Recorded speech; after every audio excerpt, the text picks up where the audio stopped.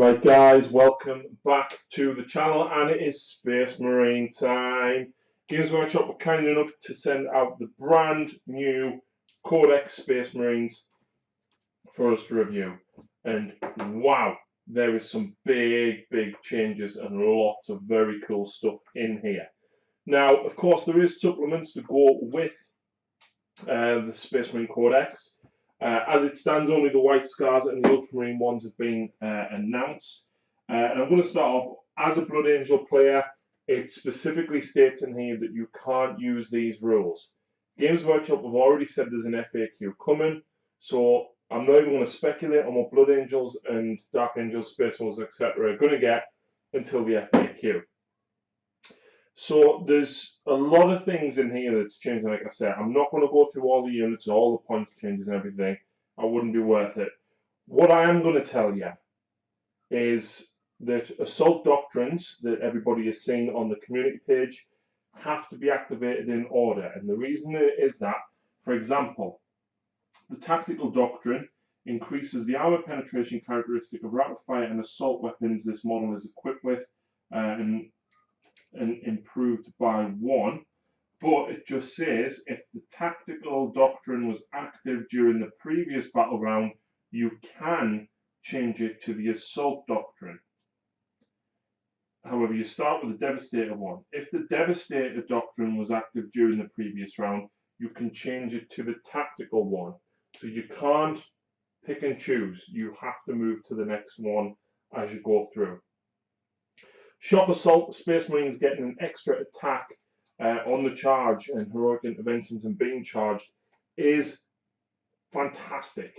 You know, like Space Marines should be able to fight a lot better than you know a lot of other races out there. So Intercessors now having 3 attacks when they charge or are charged. Reavers getting 4 attacks each now is going to be fantastic as well. So there's a lot of cool possibilities coming from this book. I'm not going to go through all the chapter traits. I will visit the Successor ones later. But the immediate changes that jump out at me in this book, okay? Tactical Marines finally dropped in points. It is only to 12 points, but it's not so bad because when you're getting all of these extra buffs, it's not so bad. The thing that makes them not so bad, and the reason why you might probably take them now, is actually drop pods. So nobody uses drop pods in 8th edition. They're an ornament. For anybody that collected them 7th, I've got 10, and I think I've used 1 once ever. Basically, they ignore the rules for tactical reserves for matched play purposes, and it specifically states for matched play purposes. And the rules for that are basically nothing can deep strike turn 1, and yeah, so now you can deep strike turn 1. It appears as though they don't count towards your 50% power level that has to be on the board. So I think technically you can put them to one side in addition as well. But yeah, that's probably going to get FAQ'd. So those are a couple of the changes. Some of the other changes, obviously one that's already been previewed is the Strength 5 snipers on the Eliminators, which is really good. 3 just isn't enough. 3 Eliminators, that is. But making them Strength 5 means that you've actually wounded more stuff on 3s now, so they're actually going to have a little bit more use. And the fact that you can tile characters with all of them, all of the different rounds. Now, the other thing that I noticed when going through the book was Aggressors and Inceptors now have 3 wounds. Now, I always wondered why, because obviously being in Gravis armor, it normally gives you another wound. And, well, these guys are in Gravis armor, but they only had 2 wounds like any other Primaris. So that was a nice surprise to see that they've actually given them an extra wound each, but not changed the points. That was, like I said, quite surprising. Another thing that I was pleasantly surprised at as well, Centurions have now got 4 wounds each and remained exactly the same number of points, which again was really cool. One thing I was a little bit disappointed in though was Terminators. There's no change at all to Terminators, unfortunately. No points drops, no buffs. I thought, toughness 5, maybe 3 wounds. Nothing, unfortunately. But they may still have the uses depending on what we come across in the rest of the book, of course. Points wise, though, characters like plummeted in points. I say plummeted, like there's sort of 3 to 8 points shaved off characters here, there, and everywhere. So I mean, all of these little point shavings, you're probably going to end up with like an extra 50, 60 points in a 2,000 point army pretty easily. For example, the Librarian's now 80 points. The Terminator variant is 100 points. He was 110 before. Most stuff has gone down in that respect. Infiltrator squads still stayed at 22 points. They are very expensive, but they're not bad for what they do. Nothing else that I can see really changed. I mean, for example, the Apothecary went down 5 points. Dreadnoughts actually came down slightly as well. All sorts of characters just, shavings of points here and there. Obviously, it's Space Marines. There is a lot of stuff to go through, so I'm not going to go through all of those points. It would take an absolute age. Now, the contents of the book itself, of course, you've got all of the fluff at the front. Absolutely massive, massive amounts of it. And then you've actually got, although the book has actually expanded in the form of number of units in it because of all the new Vanguard stuff, all of the special characters are gone. But that's because they are likely to be in the Codex supplements. I've got the Ultramarine one here, which I will be reviewing later on, and I suspect all of the characters are actually included in there. The exception of which is Gilliman, because he can be taken in any Imperium army. The other thing, of course, that is beneficial to the Space Marines now is their vehicles finally get their chapter doctrines, which is fantastic, because they were the only army in 40k, obviously, variations of Space Marines, that didn't get access to their chapter tactics. And I didn't know why, it didn't make sense, but now they do, which is absolutely fantastic.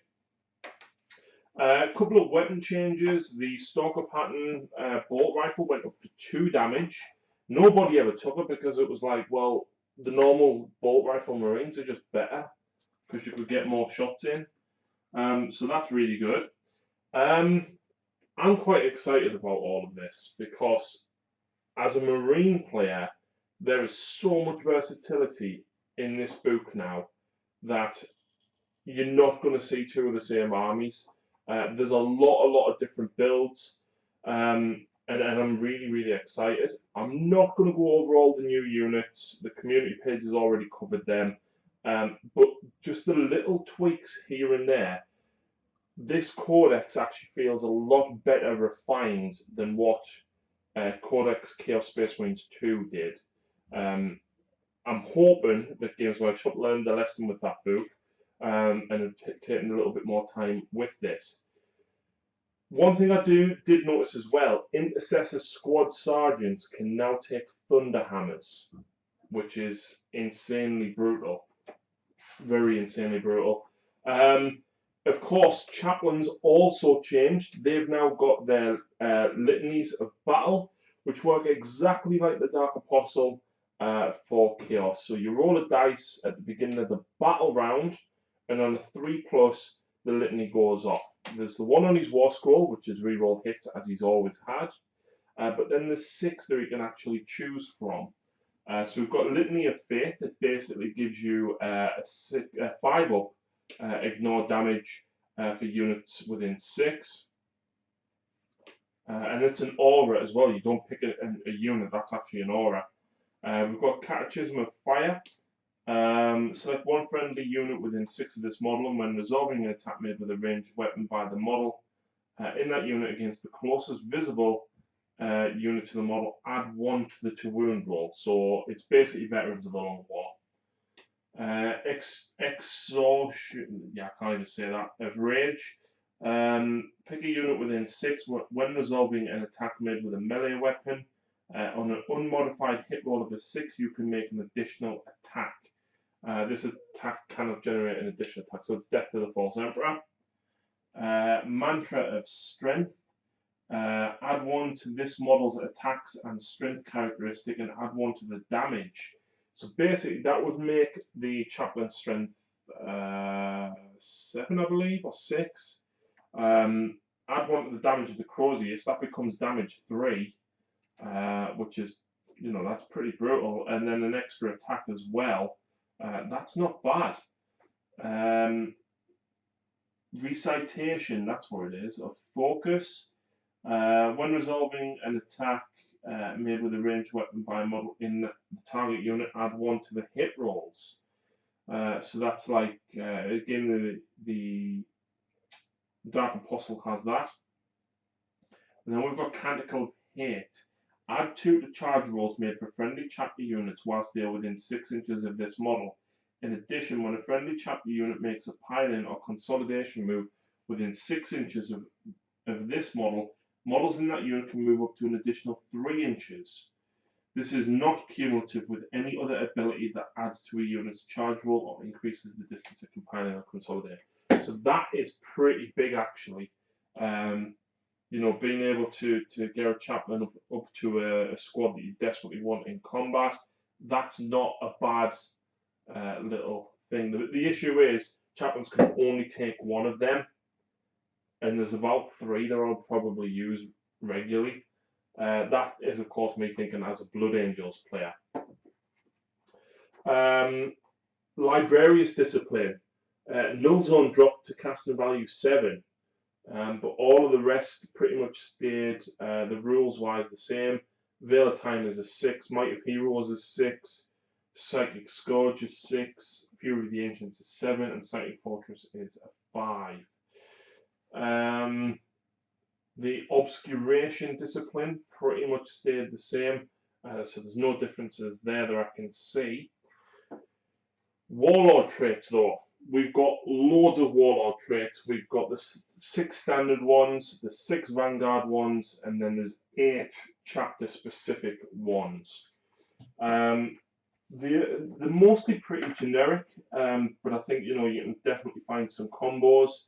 Fear Made Manifest. Subtract 1 from the leadership characteristic of enemy units whilst they're within 6 of your Warlord. The Imperium Sword, you can re-roll, charge roll. If in the charge phase this Warlord makes a charge move or performs heroic intervention, add 1 to his strength and attacks. Iron Resolve, add 1 to his wound, and when he loses a wound, roll a dice on a 6, the wound is not lost. Champion of Humanity, add 1 to the Warlord's attack characteristic while there are enemy characters within 1 inch of them. When resolving an attack made with a melee weapon by this Warlord against the character, add 1 to the hit and wound rolls. Storm of Fire is still the same. So any 6s that you roll, the AP increases by 1. And Rites of War, the Warlord has the Defenders of Humanity ability, so he counts as objective secured. And automatically pass morale to units within 6. The Vanguard Warlord traits are all pretty much the same as the ones that were in the Shadow Spear book, so no changes there. The Ultramarine one has remained unchanged. It's clarified on the wording. It basically says at the end of it you can only have 1 command point refunded per battle round by this Warlord trait. The Imperial Fist one, when resolving an attack made with a weapon that has an armor penetration characteristic of -1 against Imperial Fist units within 6 of your Warlord, and receiving the benefit of cover, add 2 to your save instead of 1. It's very specific, that one. White Scars is Deadly Hunter. After this Warlord makes a charge move, you can select 1 enemy unit within an inch and roll a dice, and on a 2 plus the enemy unit suffers 1 mortal wound. It's not great. Raven Guard one, as ever, enemy units cannot fire Overwatch. Salamanders add 2 to your strength. Iron Hands. When resolving an attack made by this Warlord, an unmodified hit roll of a 6, you can make one additional attack against the same unit using the same weapon. Black Templars, the Warlord can perform a heroic intervention from 6 inches away. And Crimson Fist, the first time the Warlord is destroyed, roll a dice, and on a 4+, return the Warlord to play with D3 wounds remaining, placing them as close as possible to their previous position, more than 1 inch. So that is basically enhanced reanimation protocols from Necrons, which is quite, it's quite tasty. Now, relics did change a little bit as well, but the Successor chapter traits are what I want to talk about next. These are going to be very, very good. So you can choose any 2 of the following abilities, and there's lots. There's probably 12, 15, or it specifically says that you can choose one of the first founding chapters that are found in the book and use their chapter trait instead. So bear in mind any 2 of these, okay? So bolt of fusillades, and I think you'll see a lot of this one. When resolving an attack made with a bolt weapon by a model with this tactic, reroll hit rolls of a 1. So you don't even need to be within range, you don't need to stay still, you just get reroll hit rolls of a 1. Born Heroes, character units with this tactic can perform heroic intervention if there are enemy units within 6 of them and they can pile in 6. Duelists, when resolving an attack made with a melee weapon, if the target is an infantry or a biker, an unmodified hit roll of a 6 automatically wounds. Fearsome Aspect, subtract 1 from the leadership of enemy units whilst they're within 3 of any of your units. Yeah, it's okay. Hungry for Battle, when a unit with this tactic advances, make a charge move, add 1 to the advance roll or charge roll. That's good. Indomitable, when you make a morale test for this unit with this tactic, no more than 1 model can flee. It's okay, but with Marines you're re-rolling anyway, so knowledge is power. When a psychic test or deny the witch test is taken for a psycho model with this tactic, you can re-roll any or all dice rolls of a 1. It's okay. You know what? Give that to Grey Knights. Just give them that. There's no reason at all why Grey Knights shouldn't get access to that. Long range marksman, add 3 to any weapons that the models are equipped with. All I will say is long range marksman plus there's another one somewhere. I can't remember, but you count as not having moved. Aggressors with flamers. That's brutal because then suddenly your flamers become 11 inches. We've got Master Artisans. When a unit with this tactic fires Overwatch or is chosen to shoot or fight, you can reroll a single hit roll and you can reroll a single wound roll. So very clear there, you can reroll a single hit and wound roll. Preferred enemy. I do like this, but it's very clearly taken from Death Watch. When you select this tactic, select one of the following faction keywords: Tyranids, Eldari, Orc, Heretic Astartes, Necrons, or Tau Empire. When resolving an attack made with the melee weapon by a model with this tactic against the unit with that faction keyword, in a turn in which you make a charge, were charged or performed a heroic intervention, you can re-roll the hit rolls. So it's not bad. Rapid Assault, models with this tactic do not suffer the penalty for advancing and firing assault weapons. That's pretty good. Scions of the Forge, models with this tactic that have a damage table are considered to have double the number of wounds remaining for the purposes of determining what row they use on the damage table. Very good if you're going for a vehicle heavy list. Stalwart, when resolving attack made against a unit with this tactic, an unmodified wound roll of a 1 or a 2 always fails, irrespective of any abilities that the model making it might have. It's very situational, because as a Marine player, you know, you need something strength 8 to wound your normal guys on 2s. And then all your vehicles are going to get wounded on 3s or 4s anyway. So, possibly. Stealthy. When resolving an attack made with the ranged weapon against a unit with this tactic, by a model that is more than 12 away, it is treated as having the benefit of cover to its saving throw. Stoic is add 1 to your leadership. Tactical withdrawal. Units with this tactic can charge in a turn which they fell back. Warded. When a model with this tactic loses a wound as a result of a mortal wound, roll a dice, and on a 5+, it is not lost.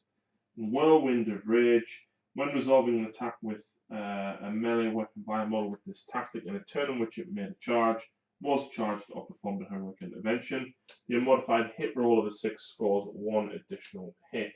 That cannot be used in conjunction with Duelist. So some very, very good things there. And I think there's going to be some very good combos come out of that. I imagine Master Artisans and the one that counts you as being half the number of Signs of the Forge, I think that is going to be very good for vehicles, because rerolling a single hit and wound per vehicle and then still treating yourself as being on double wounds, that's, you know, if you're going vehicle heavy, that's the way you want to go for sure. So some exciting stuff there.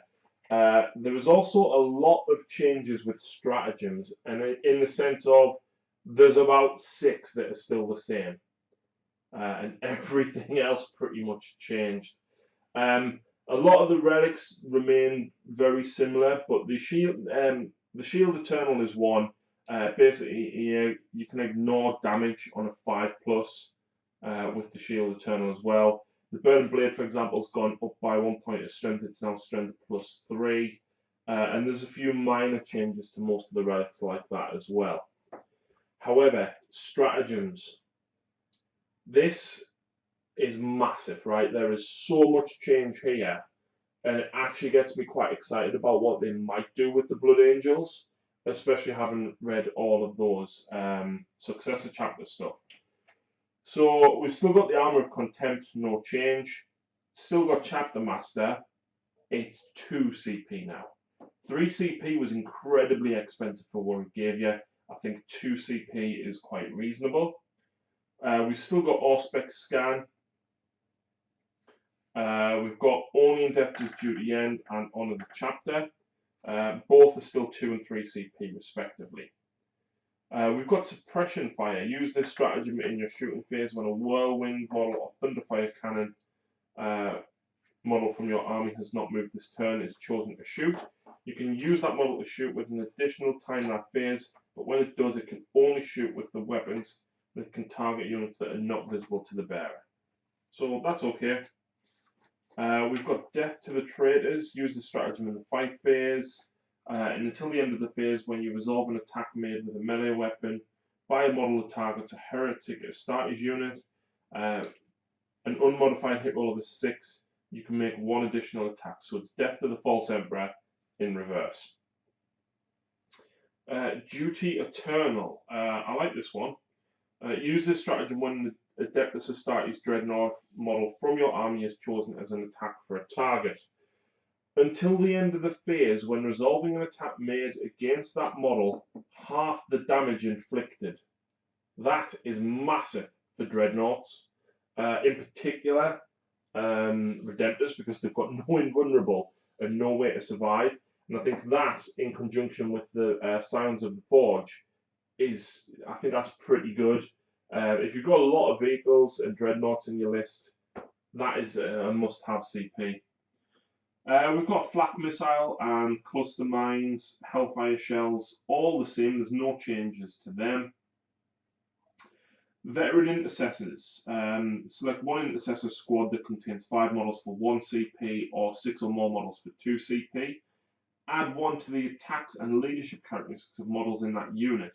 Each Intercessor unit can only be selected for this stratagem once.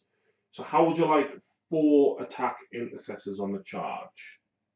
Yep, that's pretty good.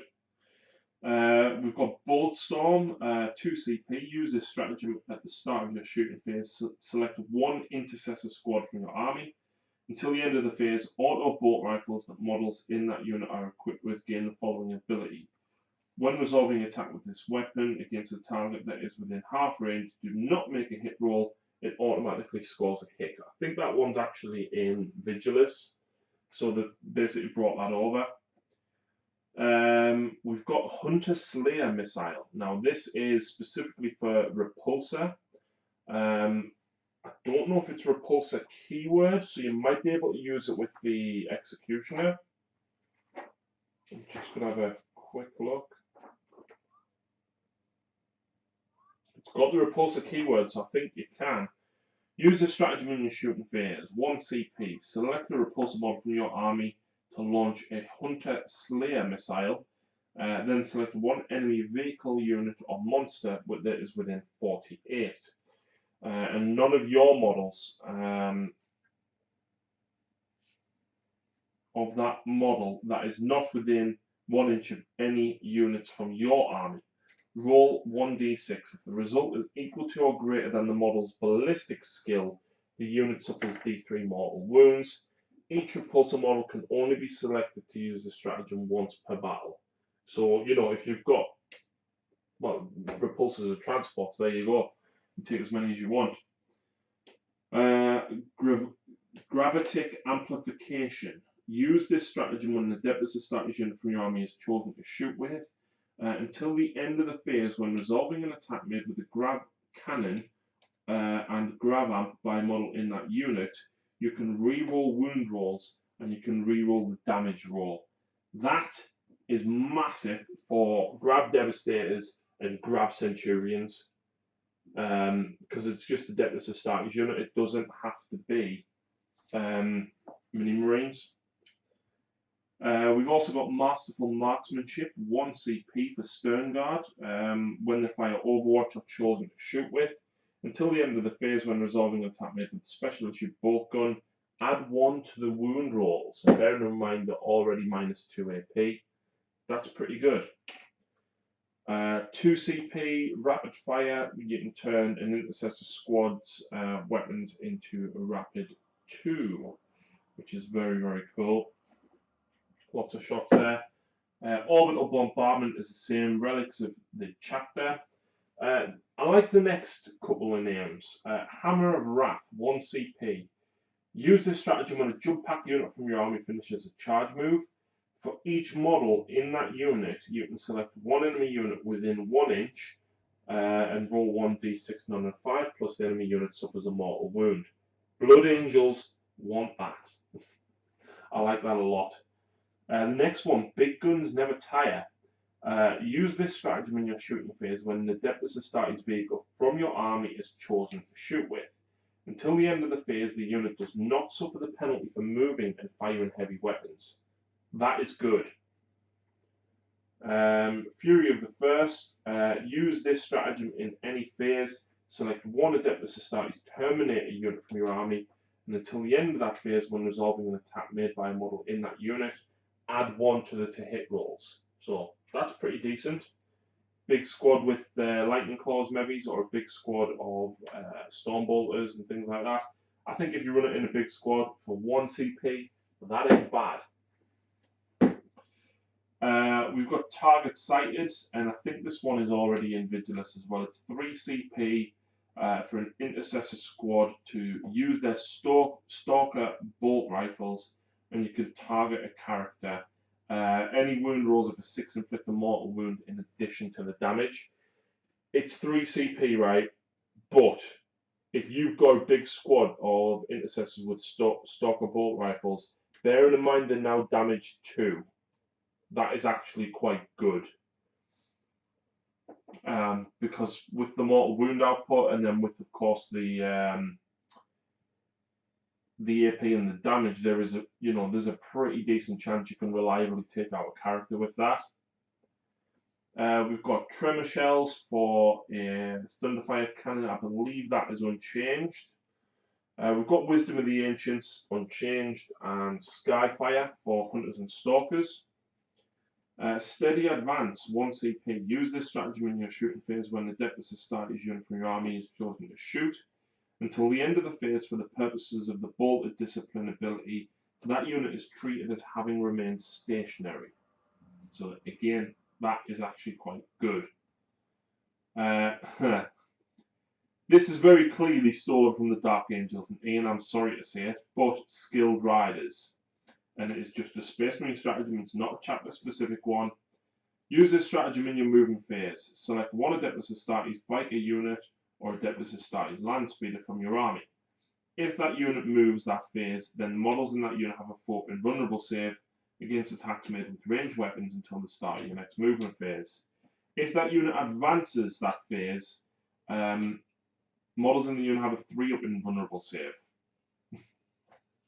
That's pretty brutal. We've got Hero of the Chapter, which basically lets you select a character and give them a Warlord trait. We've come to see this quite a lot actually between Vigilus and the Imperial Knights book. So they can get a Warlord trait, but they don't count as your Warlord. We've got Transhuman Physiology. I like this one. It's 2 CP, and it's a Adeptus Astartes unit that is not a vehicle or servitor. And until the end of the phase, when an attack made against this, the unmodified wound roll of a 1 or a 3 always fails, irrespective of any abilities that that weapon or the model making the attack might have. So that's good for keeping, you know, a very vital character alive. And I dread to think putting that on Bobby G. Vengeance of the Machine Spirit is 2 CP. You can auto-explode a vehicle. Tactical flexibility is to split the unit of Space Marines at the starting moving phase if they're started as a full squad. Adaptive strategy, 1 CP. If there are any chapter character models from your army on the battlefield before you change which combat doctrine is active. If the assault doctrine is currently active, you can change it so that the tactical doctrine is now active, so you can roll it back once. Alternatively, if the tactical one is currently active, you can change it so that the Devastator doctrine is now active. You can only use this stratagem once per battle. So you know, if you specialize in long range fire and you want that Devastator doctrine on twice, you can do it, and for 1 CP. So that is a lot of stuff to take in. I think I've covered that quite quickly. If you're a Space Marine player, go through the book religiously with a fine-tooth comb. There is lots and lots of very minute changes here and there, and I think you're going to at least get an extra character or squad in your army for all the points that have shaved off. I think all of the extra buffs that you're going to get from the chapter traits being, you know, sort of, you're getting 2 bonuses per chapter trait now. The Warlord traits are okay, but I think between the vehicles getting everything and some of those new stratagems, I think you're going to see a lot of different flavors and combos of Marines rather than just seeing Ultramarines all the time. I mean, don't get me wrong, Ultramarines are still going to be phenomenal, but at least you're going to see other people's variations on that. And if it wasn't for the fact that I feel really, really bad doing it, right, I would use me Blood Angels as a successor chapter. Lucy's here and she's tutting. I know. I think, thankfully, none of my Primaras actually have transfers on Lucy. So technically they can be Red Ultramarines. Not that there would be, but yeah, I'm really, really stoked about this. And I kind of want to play normal Marines just once, but I don't know. I don't want to use the Blood Angels. Let me know what you guys think. If you would be okay seeing that, bearing in mind that most of me Blood Angels don't have the transfers on. If you would be okay watching that, let me know. If you want to see anything in particular being ran, again, leave it in the comments. I've got a very big collection of Space Marines, and I'm happy to run most things. I've got a lot of stuff, so let me know what you want to see on the channel.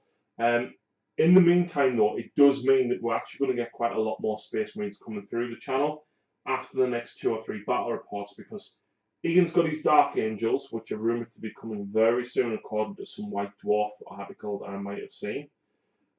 Ollie's got his Ultramarines. Ian's also got his Red Scorpions, which will be coming very, very soon.